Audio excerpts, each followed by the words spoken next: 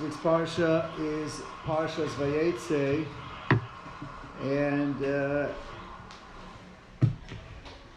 really focuses on the formation of the Shvatim, 12 tribes.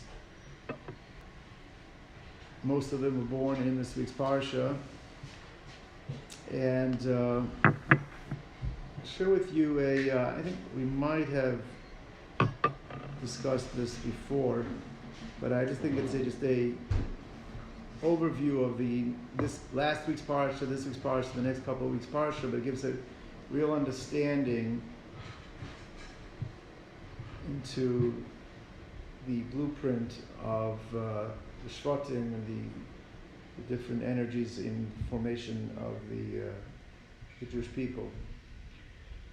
Last week's parsha we had the blessings appeared to be stolen away from Yaakov, from Esav to be conferred upon Yaakov, right? So, as a little kid, and when we learn these parshos in the elementary school, we get this picture of this frail, feeble, blind Yitzchak Avinu, who Nebuch doesn't know what's going on with his son Esav. Esav being the firstborn wants to confer upon him the blessings, and his wife Rivka sees what's happening, knows what's going on, and for some reason, instead of just going over to her husband and letting him in on, who you think your son is, is not really, goes through this whole ruse of making Yaakov appear as if he is Esav, and this way Yaakov ends up getting the blessings. That itself needs an understanding. We're talking about the Avos, the Imos, greatest people that the world has ever seen. This idea that Yitzchak is like being duped or like doesn't realize what's happening it's hard to understand. So what exactly is the difference of opinion between Yitzchak and Rivka that we need to understand there? That needs an explanation. Also, why can't you just go over and let her husband explain to him? Avram Avinu, Sarah, he listened to Sarah and he kicked out one of his sons out of the house. So one of them, unfortunately, the more latter-day ones, they didn't have a good marriage and stuff. It's ridiculous to say, in my opinion. You can't.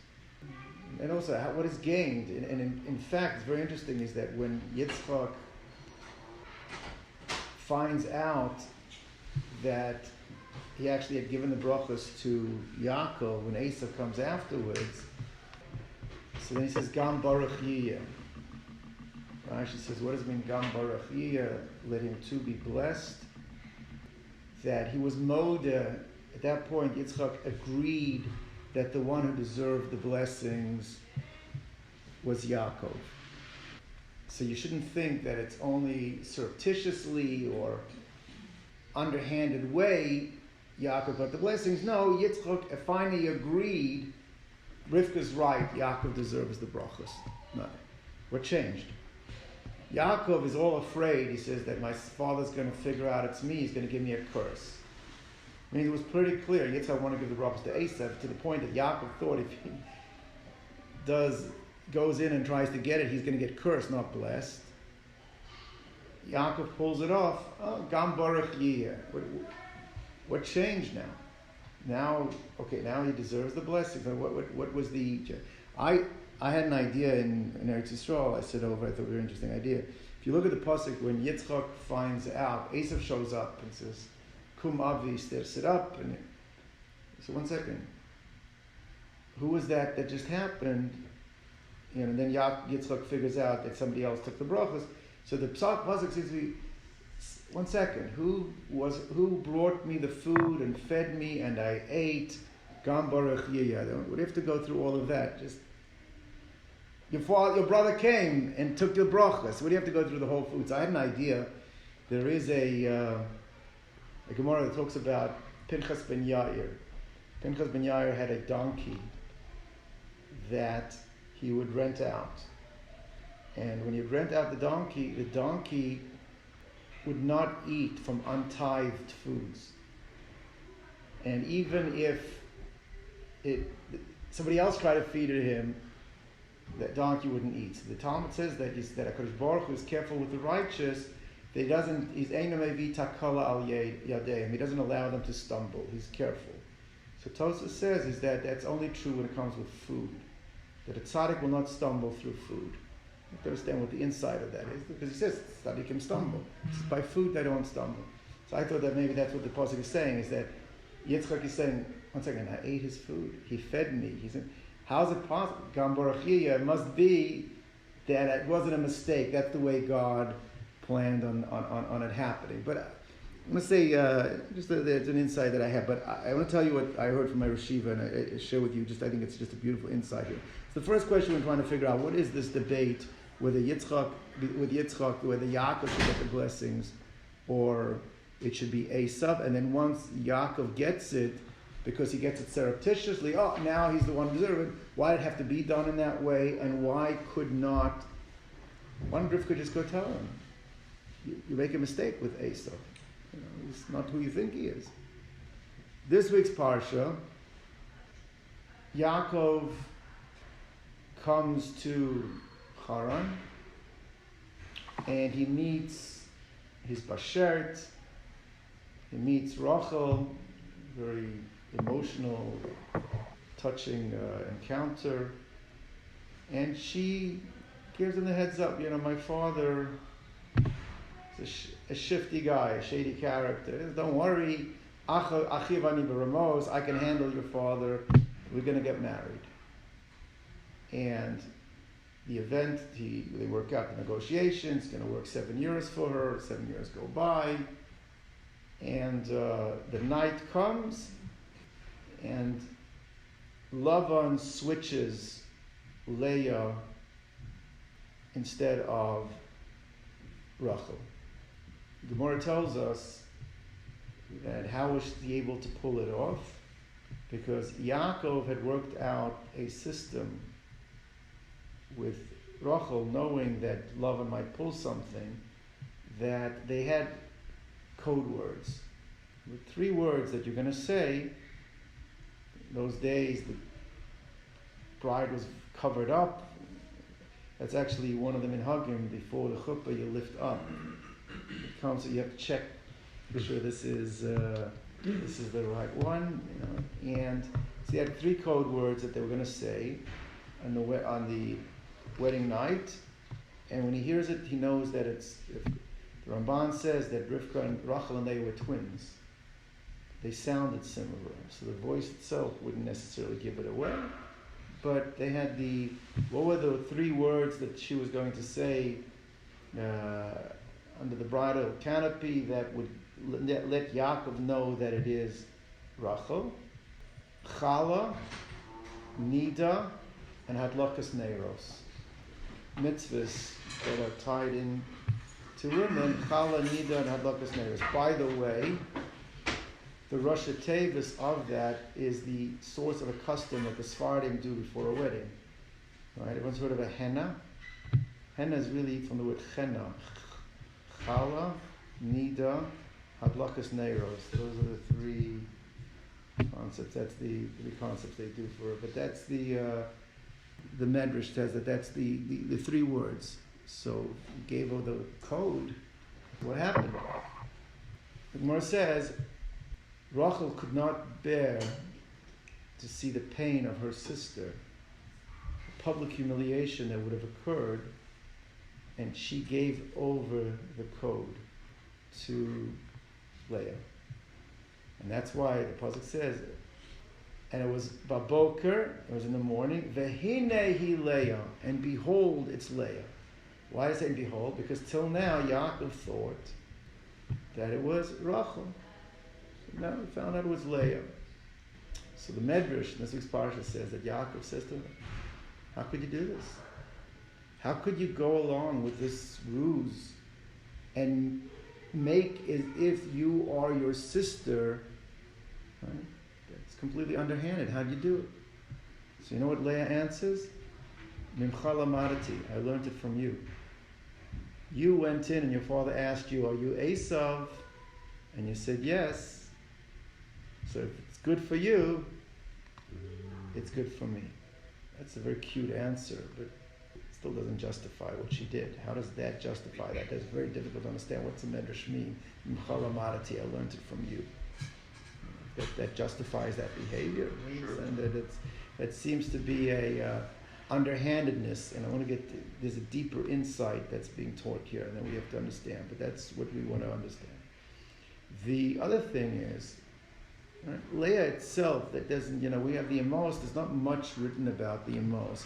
So the few things that are written are supposed to tell us about who they are and how great they are. It doesn't put her in the best possible light, but I think what's even worse is a story that happens later on in the Parsha. Listen to the story. So we know Leah has 4 children. Reuven, Shimon, Levi, and Yehuda. Rachel is barren, not able to have children. And she is envious of her sister, and she's jealous of her. Rachel is jealous of Leah. And she says to Yaakov, give me children, v'im ayin mesa anochi. If not, I am dead. And so she wants children. The pasuk says that Reuven, beginning of Rabbi, Vayelech Reuven b'mei ketzir chitim, he went out in the days of harvest, and he found dudoyim. It's very interesting. Why does he went out in the days of harvest? The Rashi says, even though it was the days of harvest, to tell you that he still went to areas that it wasn't stolen. He didn't take from stolen property. We would have thought he would have taken from stolen property. I mean, why? To teach you that the big schus, that he wasn't a goslin. Ashikov. One of the shvatim, a big thing that he's not a goslin. I mean, that's interesting. That's Rashi feels it's important us to know. Maybe we could answer why he says this. But he goes and he brings these dudoim. Now these dudoim, question what they are, mandrakes, violets, whatever they are, but they have fertility propensities. They help people get pregnant. So Rachel sees that Reuven brings Leah these dudoim. So Rachel goes over to her sister and says, Tnen ali, please give me the mandrakes, the dudoim of your son. Now listen to Leah's response, because it's like you couldn't make something like this up. Again, Leah's married to Yaakov on the chesed, on the kindness of her sister's back. I mean, that's right. Yaakov didn't want Leah. Yaakov wanted Rachel. Leah has 4 children. Rachel has no children. What is she doing? She's saying, please give me the dudoim of your son. Now, it is true that Leah is feeling estranged, knowing how she ended up getting married, and B, Yaakov is still showing Rachel the love of being the primary wife. But Leah's lucky to be married. What does she answer her? Vatomer la hama'at kachtech es ishi. Is it not significant enough that you're taking away my husband? Lakachas gam es dudoy v'ni. That you want to take away my son's dudoy? We're talking about the emos. We're talking about the greatest, most compassion, chesed. These are it seems like such a callous response. What, it's not enough you're taking away my husband? Chutzpah. You're married because of Rachel. Leah has such a response. How do we understand that response? Also interesting, the Gemara in Brachos brings down that what's Reuven? Why is he called Reuven? So Leah was making a statement. Re'u ma bein beni. Reuven is Re'u ma bein beni. Look at the difference you'll see between my son, Ubein Chami. between my son and my brother-in-law. Who's the brother-in-law? Esau. Why does she feel the need to name her son in such a way? Look, you'll see the difference between my son and my brother-in-law.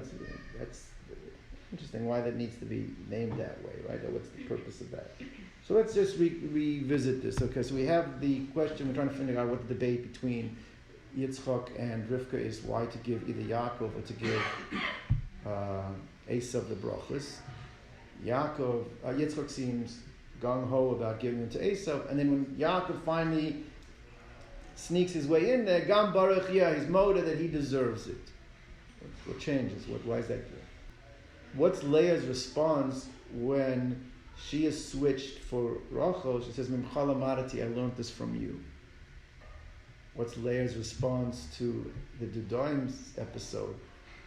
You're taking away my husband, now you take away my son's my Dudaim. It's a very callous, very not some appropriate response. Reuven has been pointed out, he's not taking from theft. Reuven's pointed out his name is how look at the difference between him and Esav. I'll share with you an idea that I heard from Rosh Yeshiva, and I think just it opens up. There's so many more questions here. We don't have that much time, but it'll give us some insight as to what is going on. Very interesting question. How many imos are there? 4. How many avos are there? 3. Why are there 4 imos and 3 avos? There should be 4 and 4, not 3 and 4. So the truth of the matter is, there was supposed to be 4 avos. Who was supposed to be the 4th av? Esav was supposed to be the 4th av. There was supposed to be 4 avos, and Esav was supposed to be the 4th av. And Rav Dessler explains it, we brought down a number of svarim, is that the way the leadership of the Jewish people should be, is there has to be a Rosh Yeshiva. The Yoshev Ahalim, the spiritual head of the Jewish people. And who would be the spiritual head of the Jewish people? That would be Yaakov Avinu. He's the Yoshev Ahalim, the dweller of tents, the one who's... But, you can't just make it with a Rosh Yeshiva. Who's going to fight your wars? Who's going to make sure that your industries and your business and the court systems, you need to have a power. There has to be a head that is the power. There's a power of authority, the CEO, the king. You have to have that position too. Whose position would that be? That would be Esav. In fact, it's interesting, is Esav described as Admoni, of red complexion. Who else in the Tanakh is called Admoni? David HaMelech is Admoni. That was the power. That was the power of Esav was a powerhouse. Esav wasn't, and clearly Yitzchak Avinu felt that the Jewish people will not be able to survive unless you have those 2 positions that are going to be there. You need the Talmud Chacham, you need to have the Rosh Yeshiva, but you need the Melech, you need the king. And we need Esav. We need him for that.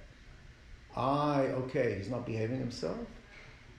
Yitzchak probably thought, we have, as anyone's taught, the most misbehaved kid in the class, right? Sometimes what you do, you put him in charge, you make him the monitor, you give him a position of authority. Hopefully what happens is that with that responsibility, things work out. What Rivka saw is that Esav, being an Av, give him the blessings of being one of the patriarch, it would destroy the Jewish people. He's too far gone to be saved that he can come back and be an Av. But what she saw in Yaakov, is that he has the qualities, he has the abilities that he could serve a dual purpose. He could be both the Rosh Yeshiva, but he can also pick up the slack. He could also be the CEO, the tough negotiator, the person that you need for the infrastructure of the Jewish people. He could be that person too. She wanted Yitzchak to see that Yaakov is able to get the brachas in this way. Yitzchak has this idea, Yaakov, the Torah says, is an Ishtam. Ishtam is like, it's like the Lemela, like the guy is so good, so, Nebuch, people are going to take advantage of it, She wanted Yitzchak to see that, he is, he could be taught. He can come in and pull one over Esav too. When Yitzchak sees that Esav has been bested and Yaakov is able to sneak the brachos away from him, then he says, my wife's right. We don't need to take a chance on an Esav who's already made all these bad decisions. Gam Baruch Yeh, we can get it through Yaakov as well. And in fact, very interesting, when Avram's name changes, right? Lo Yikara B'cha, he's not called anymore Avram or Sarai. Their names change permanently. Yaakov gets another name. What's his other name? But it's both. He doesn't lose one or the other. You know why? Because the name Yisrael represents the position that he's taking over from his brother Esau. When does he get that name officially? Which Malach? When he fights with the Malach? But which one? Who's Malach? It's Malach of Esau. The Malach of Esau. And the Malach is Moida al HaBrochas. Rashi brings down that the Malach, that even Esau's Malach agrees, you're the one who deserves the bracha. Ki sarisa, you're able to fight with gods. Right? That was so Yaakov is the split personality. Like he's got two, he represents Yaakov, and he also represents Esav. He's doing both, an amalgamation of both coming through him. The Torah describes Leah as her eyes have been cried out. In Neharakos. Why was she crying? Rashi says she was supposed to marry Esav. She was crying because she thought she was going to get Esav, because that's where it was supposed to be. The oldest one for the older one, the younger one for the younger one. Those would be the 4 avos, the 4 emos. But she's crying. I don't want to get stuck with Yaakov, with an Esav. What does Yaakov do? He takes over the position of Esav. So she tells him, you know what? Mimcha lamadati, I learned from you. It's not a pithy answer. It's not a sarcastic it's a real comment. If you take over the firstborn of the Jewish people, that's my mate. You now are bound to me for the Yisroel side of the relationship. And in fact, who is buried with Yaakov in Maras HaMachpelah? No, Yaakov is Leah. Yeah. Leah is buried with him because Leah is the primary wife. She is the primary wife. She is wife, and that's what Leah's problem is with Rivka, with Rachel too.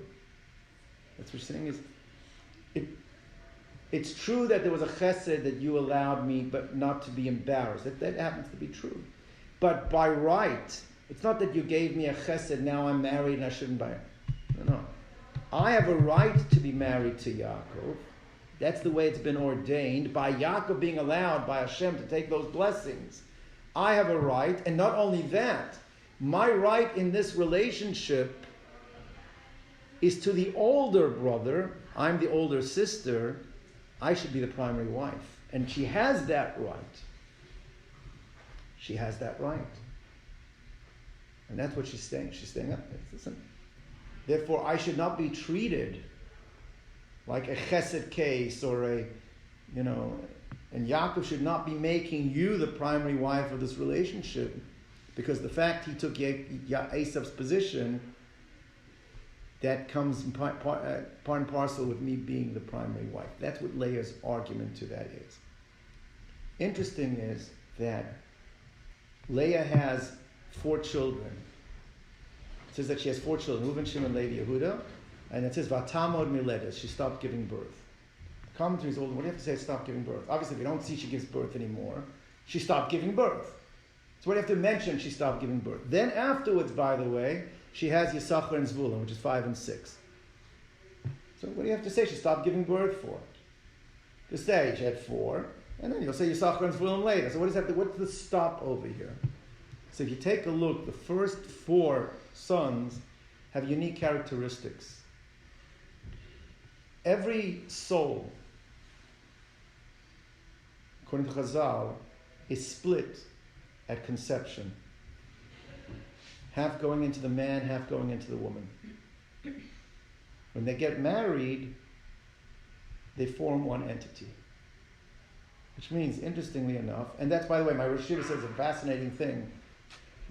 He said he's checked on it. I have not done that much. But he says if you take a look at when people get married, very often you'll find that the husband and wife had certain experiences in their past that were similar. Because they're coming from the same soul. There's certain predispositions, certain things that are similar. There are certain experiences that will be similar because of the fact they're coming from one soul. That's something to look into. But nevertheless, it does mean that whatever propensities Esav has and brings to the table, although Esav is no longer coming to the table, those kochot, those energies, those propensities, those predispositions can still be brought into the Jewish people from who? From the second half of the soul. Who's the second half of that soul? From Leah. If it's 2 halves of the soul, and Esav and Leah were the soulmates that got split. So even though Esav's out of the Parsha, Yaakov takes on, Leah's part of it can still bring into certain of those qualities. Now what are those qualities? Those qualities is going to be the Ishmael Chama. Those qualities are going to be somebody who was strong and forceful, but those qualities also sometimes, unfortunately, can be used for the wrong things. Esav becomes a murderer. Esav is tzad nashim. He has problems with other people's wives. Esav steals. As all these things can be taken the wrong way. Take a look at the first 4 sons of Leah and some of the trials and tribulations they went through. Reuven had the situation of switching the beds. How does the Torah identify it? As if he had relations with his father's wife. He actually loses the firstborn because of that. All right? Even so, the Torah goes out, he doesn't steal. And Leah names him and says, you'll see the difference between who? Mm-hmm. Between him and my brother-in-law. He'll have it, the midos will be in a positive way. They're not going to be in it. Shimon and Levi, Yaakov gets upset at them at the brachas. What does he call them? He says, you guys murdered. You've stolen your weapons. Rashi says, who did he steal them from? You're using the weapons of Esav, says Rashi, to destroy the city of Shechem. Yehuda has a story of Tamar. Yehuda has issues that went on there. Who comes from Yehuda? David HaMelech. David HaMelech has the problem with Bathsheba.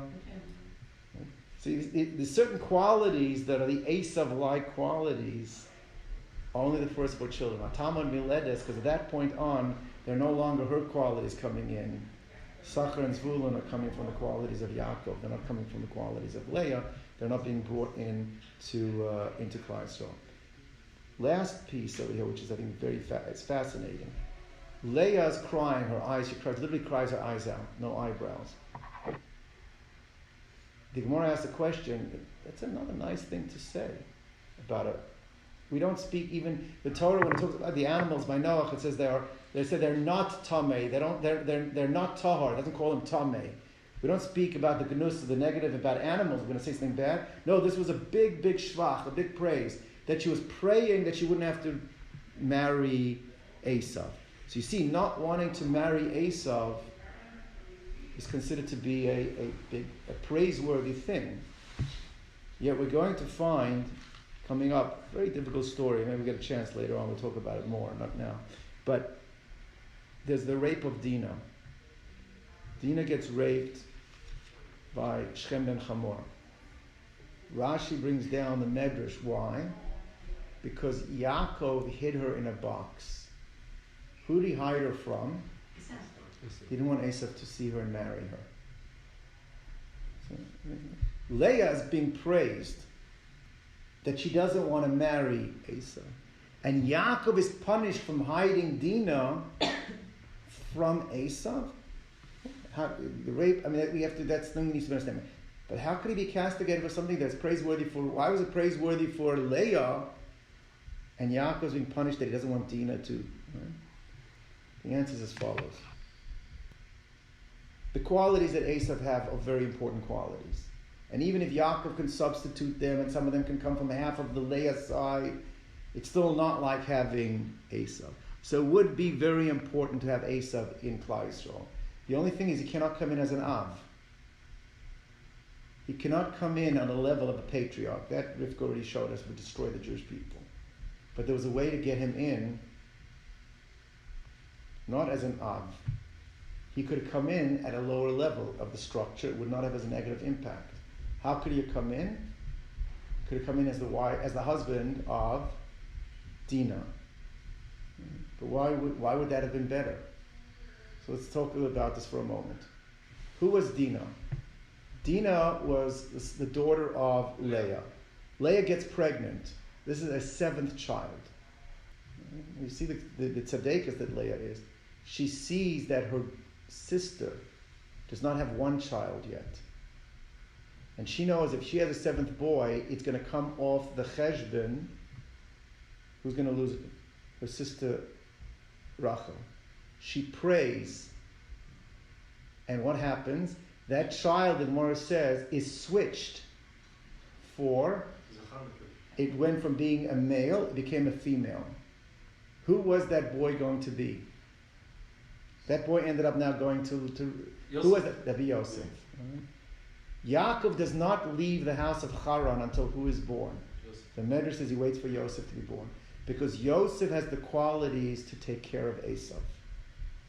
Which means if Dinah was supposed to be Yosef, Dinah has the innate abilities to handle an Esau.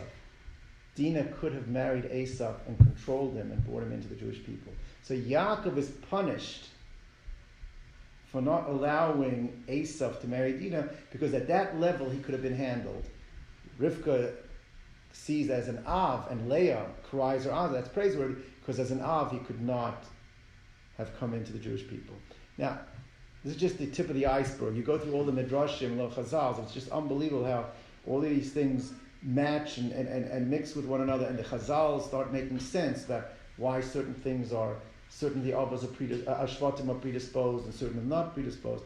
The idea basically we're saying right now is that, which I think this is the Chiddush, and this is already brought down, I think, Rav Dessler, Esau should have been an Av, and there are qualities that he had that we needed the Jewish people. We had to make up for those qualities. Those qualities came in through the sons of Leah. Those qualities came in because Yaakov now inherited the position of Esau, and he's called Yisroel.